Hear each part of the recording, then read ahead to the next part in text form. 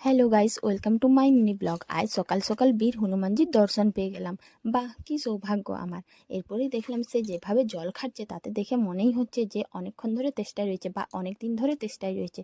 খুব মন দিয়ে অনেকক্ষণ ধরে জল খেলো। তারপরে আমি যেই ভিডিওটা করার জন্য সামনের দিকে এগিয়ে গেলাম, এমনভাবে আমার দিকে তাকিয়েছিল তাতে মনে হলো আমার উপর হামলা হতে পারে। কিন্তু শেষমেশ হলো না, খুব চুপচাপ শান্তভাবে বসে রইলো।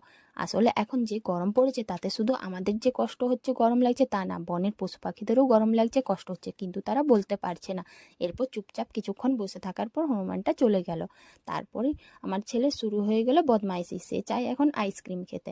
তার যেই ভাবা সেই কাজ, আইসক্রিম নিয়ে চলে এলো। আমি বলেছিলাম দুটো আইসক্রিম আনতে, আমার জন্য একটা, ওর জন্য একটা, কিন্তু এনেছে একটা। দেখা যাক কি ব্যাপার।